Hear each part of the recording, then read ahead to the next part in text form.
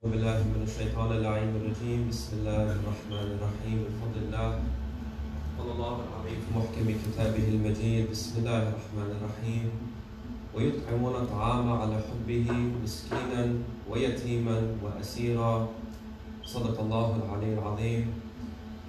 أيها المؤمنون والمؤمنات خواهران برادران صلوا على محمد وآل محمد.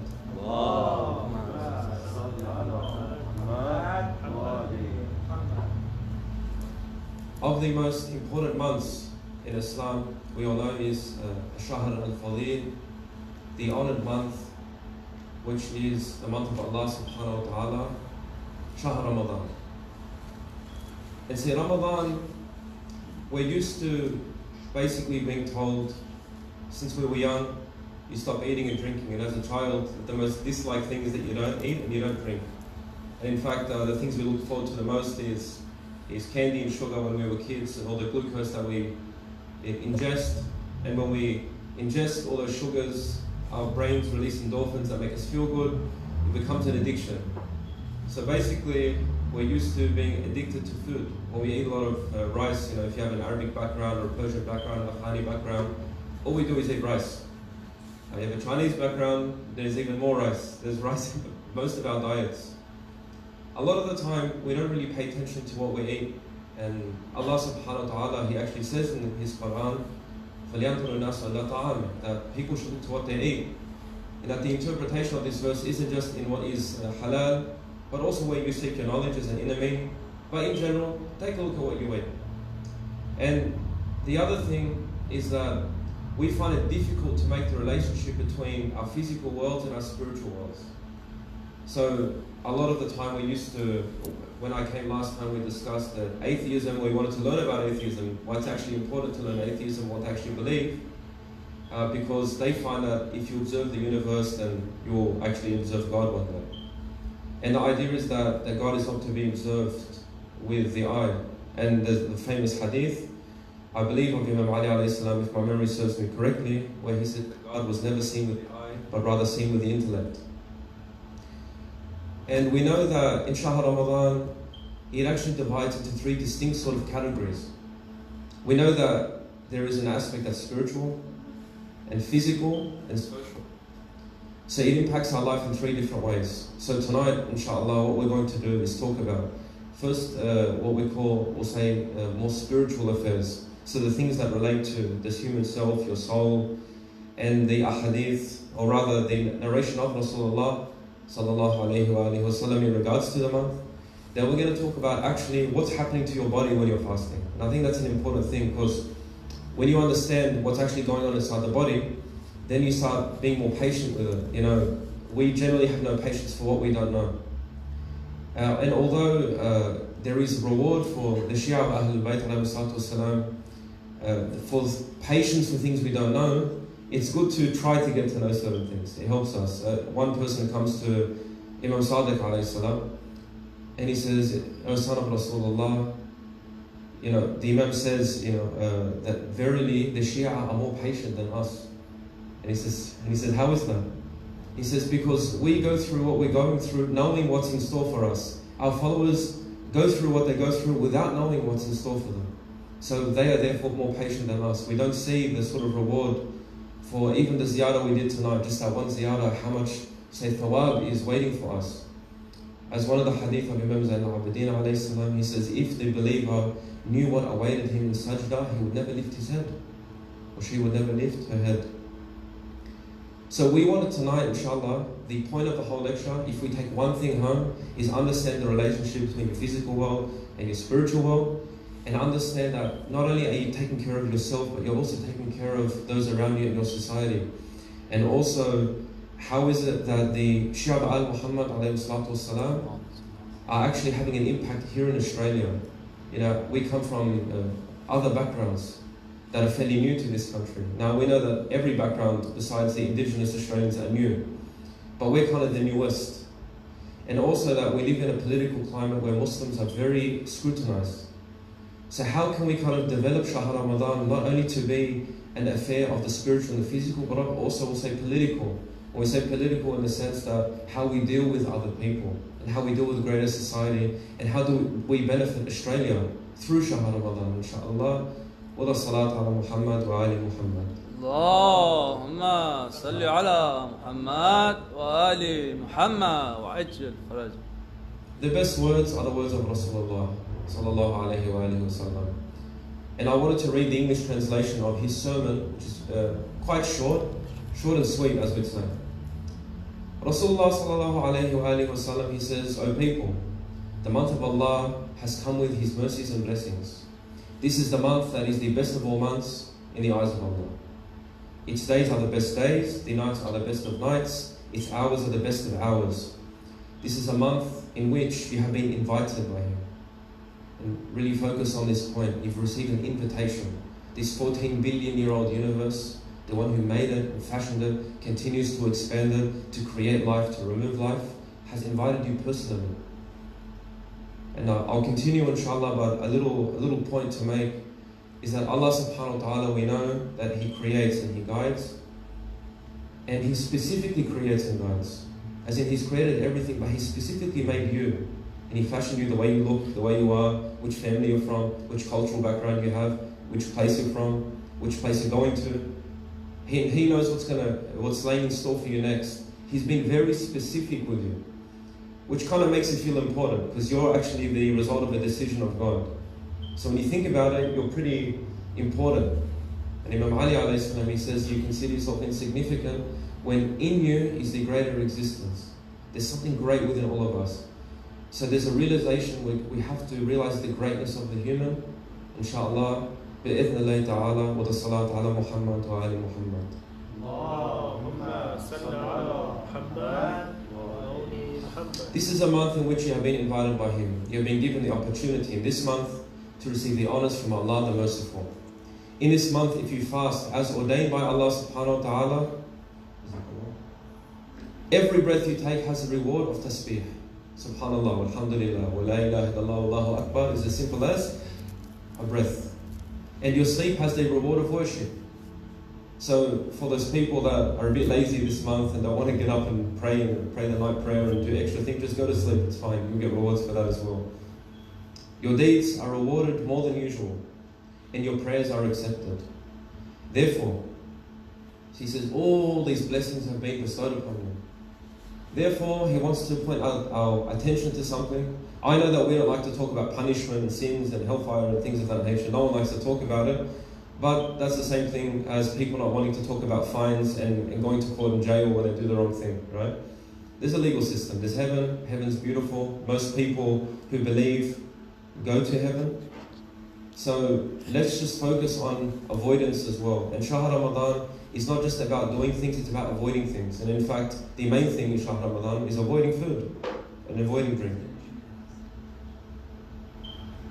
So the Prophet continues saying, your deeds are rewarded more than usual and your prayers are accepted. Therefore, you must invoke your Lord, Allah subhanahu wa ta'ala, in earnest, with hearts that are free from sin and evil.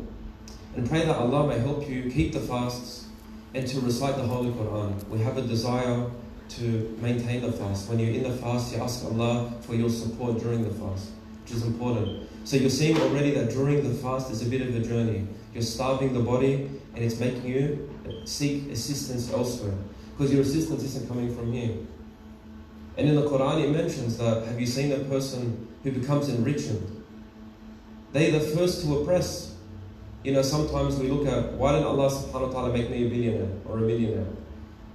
I thank Allah subhanahu wa ta'ala all the time that I'm not rich, because if I was a rich man, perhaps I'd go astray. This is something that sometimes it's not what Allah gives you that keeps you guided, it's what Allah keeps from you. So He asks you to keep your food away and make that as a segue to talk to Him. And to see that you can get your energy from a different place, which is not within time and space. And just to kind of emphasize, what is spiritual, according to, say scientists, is that with the consideration of time and space, that which is spiritual is outside of time and space. So when you get like an energy, I don't know if you've had this experience when you've prayed, and then all of a sudden you're not tired anymore. All you've done was a few movements, call it yoga, you've said a few words, and you've left to pray a new man or a new woman. Of course, new woman for the females that are listening, not for not for the guys here. Sallallahu ala Muhammad wa ali Muhammad. اللهم صل على محمد وآل محمد. Pray that Allah helps you keep the fasts and to recite the Holy Quran. Surely the person who is in this month, does not receive the mercy, and who does not receive the mercy and benevolence of Allah is most unfortunate. It's really difficult to not find Allah's mercy in general, let alone this month. You really have to do the wrong thing this month to not appreciate it. He's trying to emphasize that. The doors are open, wide. In fact, don't even consider there are doors to begin with, or walls. O people, you have made your conscience the slave of your desires. So our conscious, our awareness, who we are. You know, in the Quran it mentions, have you seen the person who takes his desire as his God? Have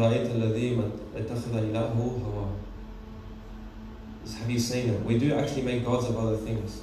The Prophet's reminding you, your conscious, your awareness has been made slave to certain things, which is the truth.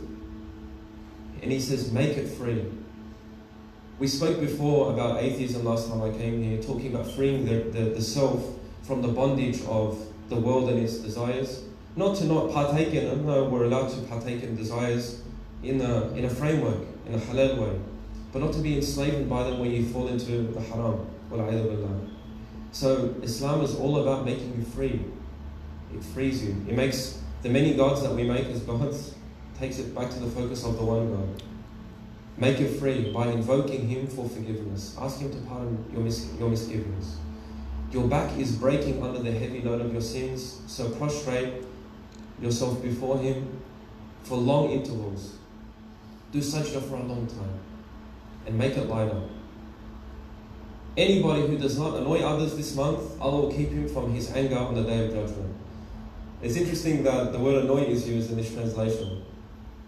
But it's true. When people are fasting, our inhibitions are quite low. We get pissed off quite easily. I know, look, anyone smokes and you haven't smoked all day, the last thing you want is a brother in the masjid saying, oh man, your breath, bro. making things up, making you feel bad. Or the last thing you want is work where your boss is just being a bit too hard on you. That's the last thing you need. The believers have to have rahmah towards each other. So already your fast is expanding towards the others around you. So don't annoy others. Allah will keep him safe from His anger on the Day of Judgment. Anybody who treats well his family, his relatives in this month, Allah will bestow His mercy on him on the Day of Judgment. So there's one thing, refraining from annoying others, and there's no anger manifested upon us, which we'd be deserving of. And there's also that mercy is achieved through closeness to your family. These are all things we know. I know everybody here knows this. But of course, Islam is a dhikr, it's a reminder of what we're supposed to know. And the Quran commands us to remind each other. And to not have an ego. You know, sometimes there's always that brother that's annoying, wants to tell you what's halal, what's haram, you can't eat Doritos, you can't eat Tim Tams. We all know that guy.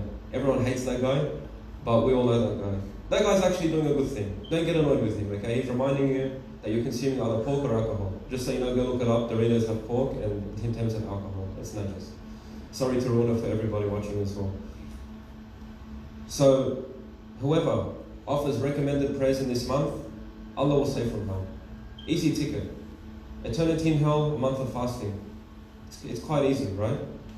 Whoever in this month offers one obligatory prayer, one wajib, the angels will write the rewards of 70 such prayers. So already you've got like an increased account. You open an account with a bank and they say the interest return you put in $1. After 1 month, it's $70. I guarantee you would dump every cent you have, you borrow off your mates, you throw everything to that bank account just to make it count, and then you return all the money you borrowed. So some people don't return money, but that's a different story. You would dump everything you have if you knew that was the return in 1 month. True? With Allah subhanahu wa ta'ala, we're supposed to treat it like a transaction as well. Allah subhanahu wa ta'ala wants us to do a tijara with Allah subhanahu wa ta'ala. You're trading with Him. Now, this is all good and well when we're thinking, yeah, in heaven, later on, okay, I get it. How about now? La. In this world, we receive rewards. In the next world, we receive rewards. رَبَّنَا آتِنَا فِي الدُّنْيَا حَسَنًا وَفِي الْآخِرَةِ حَسَنًا. We know we get rewards. What are the types of rewards we get into this world? We'll kind of open up on that a bit later, inshallah. Whoever recites As-salat ala Muhammad wa ali Muhammad, اللهم صل على محمد وآل محمد. often Allah will keep these scales of his good deeds heavy. Whoever recites in this month only one verse of the Holy Quran, he will be rewarded in a manner as if he had recited the entire Quran. In other words, already the Prophet, and that's the end of that short sermon, he's already laid it all out for you, all the dimensions, the inner, the outer, your interactions with others, the trade that you're making with Allah subhanahu wa ta'ala. So this section is a spiritual section. So we're discussing how it's going to affect us. Inshallah, we're going to the physical soon and then into the social. When we look at the inner world, it's a funny place. When you look at the inner self, it's very deep. You find people that have traumas from when they were children rather, so from their childhood, that when they're 40 years old, they get angry over certain things, they eat certain foods, it makes them sick. And it always ties to something that happened in their childhood. And they don't even know about it until they start doing a muraqabah, they might see a therapist. Then they start realizing how deep the human self is. And that you would spend most of your time listening to your own thoughts. So when we look at that, Shahr Ramadan is about detachment from the world and seeing Allah subhanahu wa ta'ala. It's all about detachment. So when we say seeing Allah subhanahu wa ta'ala, let's really figure this out. And all together, let's try to figure it out. What do we mean by detachment from the world? Can you really be detached from the world? Can you really not do anything? The Prophet says, La rahbanayta fil Islam. You cannot be a monk in Islam. There's no monastery in Islam where you retreat to the caves. And in fact, many times the Ahlul Bayt reprimanded men who left their wives and their children to retreat into prayer. So is that what is meant by detachment from the world? Detachment from the world, in the example of the Prophet Sulaiman alayhi salam, is the perfect example. The Prophet Sulaiman alayhi salam had the greatest kingdom, and his dua was, Allah, give me a kingdom that is greater than anyone on this earth, that no one before me or after me will have a kingdom like mine. A kingdom that extended not into the shahada but into the ghaib. He spoke asfur, he spoke bird, he spoke to jinns, he had control of the wind. He had a serious kingdom. A serious kingdom. Yet he was the most pious man of his time. He's Rasulullah of his time. True? What he was saying was, Allah, put the world in my hands, but not in my heart. It's understanding in Shahr Ramadan that we're very meek as human beings. We're so simple, we're so weak. Understand that you're not permanent. And through that, understand that the world of what we think is important from our material possessions aren't really that important. And in Shahr Ramadan, take it as a reminder of death. When people are dying, they talk about the weakness of their body. And they start to think about what's really important. There was a research study done in the States where for 75 years, people's lives were tracked. And they said many of them died off, and they would check in every year for 75 years. Thousands of people, it's a proper study. It wasn't like 2 or 3, literally thousands of people. The relationships they got from this study, from all the data they collected, were the people that lived the longest, that were the happiest, the most successful, had the best relationships with people around them. And subhanAllah, we have a hadith that says those who do salat al-raham, who go visit their family, Allah extends their life. This is a reality for all people. So when we're in the state of death, and all of them on their deathbed said, all I think about are the people that I loved and lost, my families, my relationships. The majority of them, none of them even said anything about their money, or about how good looking they were in their 20s, or about this and that and all the things that they owned. So Shahr Ramadan is a ibadah, it's an example, a wisdom of like your death, right? And that you're going to one day leave this earth into a greater existence, the same way you came from a womb. You knew nothing was outside the womb until you came out crying, upset at how big things were. And you're in the womb of this universe, and same thing, you get rebirthed into a greater place. So we're going to go to a second birth, right? The bath. It's Yawm al-Ba'ath, and then when we emerge. So detachment from the world. As in not having it in your heart, not loving it too much, but understanding your relationships are the most important thing you have. Relationship with Allah, relationship with your family, and your relationship with Muhammad wa ali Muhammad. اللهم صل على محمد وآل محمد. Control of your desire and knowing your soul. Now, we spoke about one of the evidences against atheism is proving that we have a soul. As in, a soul is that thing that's not material. It's not, you can't locate the soul in the body, remove it, then the person is soulless all of a sudden.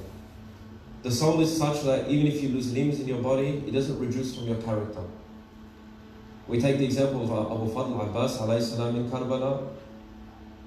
If they cut his arms, he says poetry. He throws the water into his teeth. Abu Fadl alayhi salam was known for his body, known for his physique, and his iman. But my God, what a warrior he was. We all have pride in Abu Fadl alayhi salam. Anyone who's been to the ziyarat of Abu Fadl alayhi salam walks in and feels the energy of greatness. People lose their mind. I remember one year I went, and the zari was cracked in two like an egg. Two sides exploded from the pressure from the males and the females, by the way. That's how crazy people get. They feel his haybat, right? When his arms are cut, it doesn't reduce his character. He has his hadaf, he has his goal. He puts the water in his teeth. This is the example of a great soul that has dominated the body. That even, if we were to lose a pinky, how ashamed we'd be, we'd put our hand in our pocket. I met people that lost fingers in wars and other things. They put their hands in their pockets, they have shame. Abu Fadl loses an arm in this nation. There's no regression. He moves forward in his goal. Such a small example, but do you see how much Islam is in that one stance? Do you see how powerful that is? To bring it back to us, when you starve the body of food, you start realizing that you have control over your body. Now, if we were mechanical beings like the atheists believe, we only follow shahwa, we only follow our desire, then there's no decision in it. Your body will quickly just turn you to eating food. Nothing would go against your body. We prove God exists through our ability to starve ourselves for a fixed time in the day and to show that we are boss. Therefore, there must be something outside of the body that is greater than the body, that holds up the body. And in fact, if that thing wasn't present, the body dies. When someone dies, isn't their soul removed? It's all living of this hayat, this life that Allah has given us, this life source that powers the body. SubhanAllah, really it's amazing when you realize that soul, that same soul, that in Khaybar, Ali ibn Abi Talib alayhi salam lifts the door, worthy of 40 men lifting that door. And then he goes to break his bread afterwards and he couldn't break the bread. I mentioned this last time. Ya Ali, how is it that you can't break this bread but you can lift the door of Khaybar? He says, I did that for Allah, and this bread I do it for Ali. This is his answer. Through that, so through what we mentioned, detachment from the world, controlling your desire, Shahr Ramadan is a boot camp. It's a gym. It's a soul gym. Don't look at it any other way. It trains you up. Through that, usually this is the process. That you have an intention, you follow with an action, and then there is a change in your spirit. You intend to pray, you do the prayer, after the prayer, you're a different person. That's the spirit, that's when the spirit enters. Ask any person how many years they spend in therapy, 20, 30 years, trying to remove one bad thing from their mind. SubhanAllah. They did a study. They said the Afghanis are among the most, it's funny to say this, happiest of people. Even Afghanis themselves say, how is this? Look at the strife they live in till this day. To such an extent, the Taliban are making deals with the government. That's how long their battle has been there. They go, well, we have no choice, we have to deal with these guys. How is it that that town person in the village who lives poor is happy? Because these people aren't detached. They know this is dunya, over there is akhirah. We have to go through it. Alhamdulillah, nothing we can do. We'll say qadr al-istata'. Wassalam. And you have people here living in affluence that are committing suicide. So there's no strong relationship between having and happiness. Happiness comes from your qana'ah, your contentment in your life. And you're only content in life if you know where you're going. Nobody enjoys the journey lost. The GPS loses charge, you get stressed. When you know where you're going, the stress is not there. That's why Imam Ali alayhi salam says, may the mercy of Allah be upon the people that know where they're from, know where they're at, and know where they're going. Shahr Ramadan gives us this energy again. It lets us know where you're at, where you're going. A permanent change in yourself. And Shahr Ramadan is a month of change. So, a consistent change in yourself is called a malaka. Something that you... It's called a malaka. Something that you own, you possess. They say like a bad habit, but this is the month to remove your bad habits. If you're smoking too much, if you drink too much coffee, eat too much, say sweets, that's my problem. This is the month where you can actually retrain your body and get back into it. And they say that a habit over 21 days, if you lose it, that means after 21 days, you most likely keep that on track.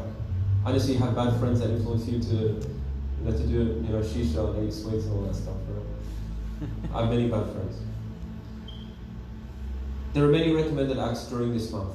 We know them already, dua al-iftitah, reading Quran, reading one juz of the Quran every day, and other du'as. On Laylatul Qadr, reading those, and if you get du'as.org, which I'm sure most of you have been to, great website. Go there, they have a new section on Shahr Ramadan, and every day has its amr, inshallah, if you want to get into that. أكثروا بالصلاة على محمد وآل محمد. اللهم صل على محمد وآل محمد. Increase in your praises upon Rasulullah and his family. So already we're seeing that this discussion has a bit of a hayba, doesn't it? It has hayba, right? It's like, wow, this is important. There is something deep we can achieve. Now that's the spiritual. So we talked about the main point, I would say, from all of that is dominance over the body. We're going to talk about affinity with the poor and sadaqah. That's going to come at the very last, because I know that's probably in your minds, like where does that come in? At the moment we're just talking about the soul. You have to have supremacy over your soul. Islam is built on this. وَأَمَّا مَنْ خَافَ مَقَامَ رَبِّهِ وَنَهَى النَّفْسَ عَنِ الْهَوَى فَإِنَّ الْجَنَّةَ هِيَ الْمَأْوَى. Whoever has fear of their sins, of course, to stand before Allah subhanahu wa ta'ala, and they prevent their soul from hawa, from inordinate desires. Allah is very simple. You fear Allah, you follow Allah. You hope for Allah subhanahu wa ta'ala. You use His religion to prevent your soul from its bad desires. Jannah is your abode. This is the formula. It's a formula. Your salat, your siyam, your ulum, everything comes down to this. So what happens in the body then? What happens in the body when you're fasting? What's going on the inside? In the body, you deplete your energy stores. So when you're fasting, what happens is that anyone who goes to the gym, when you have sugar stored in your muscles, it's called glycogen. When you burn all of those after long cardio, for example, you're on the treadmill for a while, you're sweating, you burn away all the muscles, your muscles start to hurt, you start to tap into your fat stores. So the body knows that I can't get energy from the muscles, the muscle energy I've stored through the sugars we've eaten into the muscles. He burns it away, and then all of a sudden it starts burning away at your hopefully your fat around your belly and other things, right? That's when you actually start losing weight. When you're fasting, you burn your glycogen very quickly because you're not getting food from your energy from your food. It starts to tap into everything else. It goes from your muscles and your stores of energy, and it goes into your fat. Your fat burning is very slow. So that's why you can still kind of like do things, but you're a bit hazy, to say the least.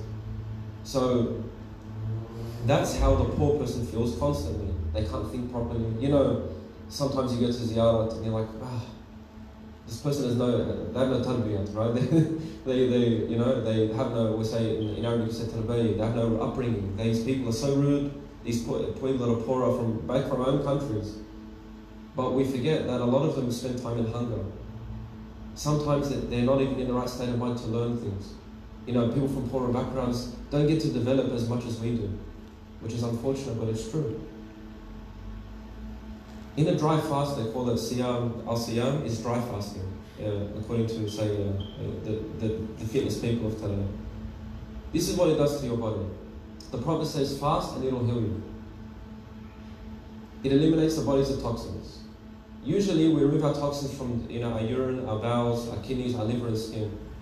But when you starve the body of food, you put it under stress, your body becomes an incinerator. you start to destroy these toxins in your cells. So every cell in your body starts to destroy all these bad toxins that we get from stress and bad food and not sleeping and all these other things. The body rejuvenates its cells. You actually start renewing your body when you're fasting. So you put your body under stress, it's burning, and it's building new cells. Now what happens is that in this environment, you create an incinerator in your body. So what happens is that when you're fasting, all the cells that were not worthy of living die. Your body produces more stem cells. Now stem cells are like empty cells. Wherever they go to another cell, they do an imitation of it. So your body produces stem cells, and then those cells that are healthy and strong, it imitates them. To put it simply, your body starts renewing itself physically, all from fasting. And subhanAllah, I mean, isn't it a miracle that when you're sick, you don't feel like eating? This is a program Allah subhanahu wa ta'ala has put in your body. You get sick, you don't feel like food, because actual starvation is good for sickness. The inflammation in your body, so if you're losing your hair, for example, like I am, and your hair starts to get inflamed, you lose hair from that, it reduces inflammation in the body, aches and pains. This is all from fasting. When you destroy all these bad cells, it leaves a vacated space for new cells to come in. Stem cells come in, like I said, they imitate them. They say that dry fasting can extend life, according to some research, 15 to 25 years. It's interesting that when we find amal from Ahlul Bayt alayhi salam, they relate to extension of life. Same thing like Silat al-Rahim, he said there was research beforehand that people who had good relationships and visited their family often lived longer than the other participants who didn't. Again, with Siyam has a life extending sort of property. Also, your immune system. Your immune system, as the Prophet says, is in your belly. Modern research, subhanAllah, they've caught up with the Prophet. 70% or more of your immune system is in the gut. What you eat is actually an indication of who you are. And when you starve yourself, you empty the gut, you allow yourself to rejuvenate, all of a sudden, you fight sickness even better. Some people have actually fought cancer through juice diets, because they don't eat any solid foods. They process their energy, or like they have to drink a lot of juice and veggies and things like that. But they actually fight cancer because their immune system builds, fights cancer cells. The Prophet says, fast and it will heal you. SubhanAllah. This is all the research on dry fasting. I won't get too much into this, but it even purifies your blood. Not pure in the sense that it's tahar and you can eat blood and dish it and go pray, but it purifies it from all the toxins that we have. You have to understand, everything you go through in your day has an effect on your body. Everything that if you feel stressed out, stress hormones get into the body. It takes you a long time to feel better after an argument with a person, after work stress. It takes a long time to get out of it. You have to do things to remove them. One of those things is fasting. The body knows exactly what to do, subhanAllah. It starts by burning everything that is not essential and harmful. Even to the extent, fat, tumors, inflamed tissue, which all rely on water, it gets burned away. Not all of it, but a lot of it. Even with women that sometimes they get cysts in their wrist, I'm not sure if some men have it here, they get a cyst, it can help cysts. So all of a sudden, the dimensions of fasting have become very, very deep. It's like deeply spiritual, now it's deeply physical. Like all this is happening. If you know how many cells are in your body, we're talking in billions and trillions, they all get renewed, brand new. You're like a brand new self at the end of the month. Here's the thing though, we have work days, right? How on earth do we fast? And by the way, we feel kind of guilty because we're supposed to struggle with fasting. Like, oh man, I shouldn't prepare my meals and so I have a good day at work. No. The Prophet says, do as support, you're supposed to, it's mustahab, it has a reward in it. We're supposed to wake up and eat, prepare for the day, prepare for that long fast. A few recommendations. One of them is eat low GI foods. So foods with a low glycemic index. What that means is that they burn slowly, they don't spike your insulin. Now, does anyone have a bit of a background in health and understands about insulin here? Or? Okay, so basically what happens is that when you consume sugars, your pancreas releases insulin into the blood. Insulin allows your red blood cells to adopt the energy from that sugar and swim all that into the body. Now, when you don't eat, your pancreas doesn't give away any insulin and you can't burn anything, right? If you have slow burning foods, as it stays in the gut, it slowly releases energy into the body. So throughout the day, and when we're talking foods that are high in starch, like say carrots and sweet potato, brown rice, those types of foods, and just go look up low GI foods and see a list of them. Eat those foods for supper. That will help you in the day, especially if you have to work in an office or work on site. I mean, I know mates that are trainees, like, I don't know how you do it.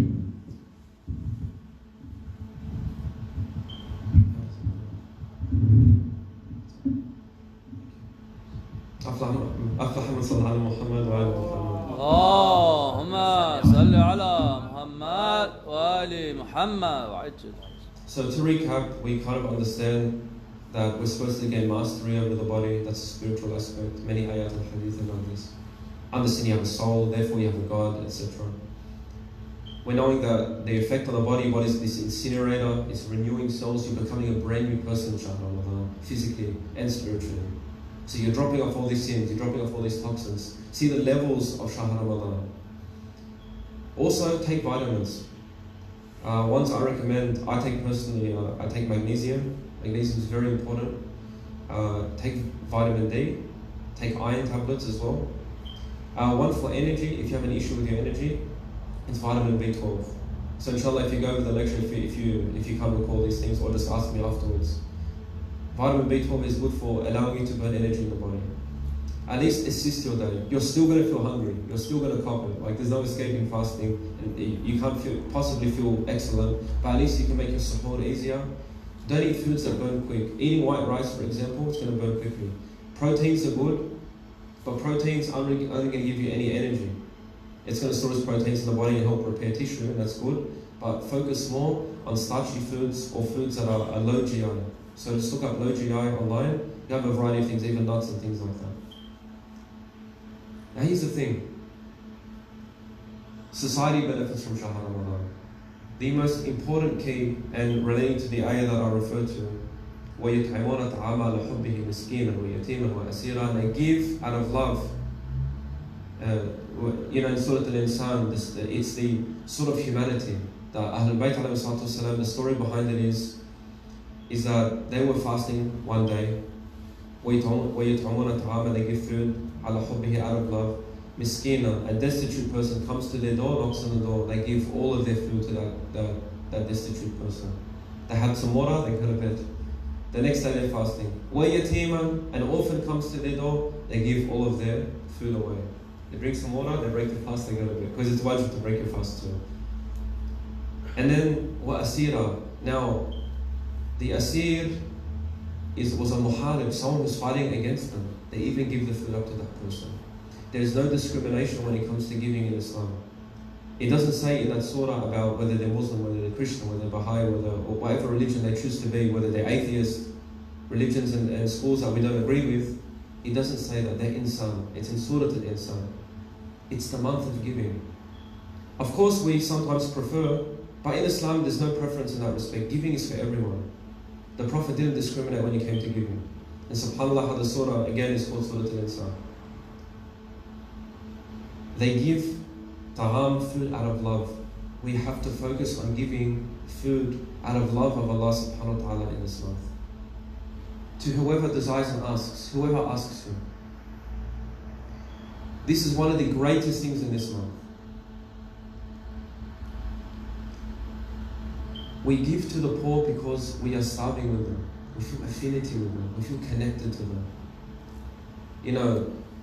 I always tell people, they complain about, the centers and what that person's against that person, and they follow this marja and that marja. I said, I don't mean this though, I don't wish it upon anyone, but I say, may Allah bring starvation towards the city of Sydney. They go, why would you say that, Hajj? They freak out. I said, look, when we're hungry, subhanAllah, how we become just more loving of each other. We understand that we're all kind of the same. We all desire the same thing. Anyone who goes to Hajj and sees everybody dressed in white, the CEO and the cleaner are all dressed the same. You realize, wallah, what the Prophet said was correct. That the ummah, the believers are like teeth on a comb, they are all equal except in taqwa. And taqwa, and the level of taqwa of a person is for Allah to decide alone.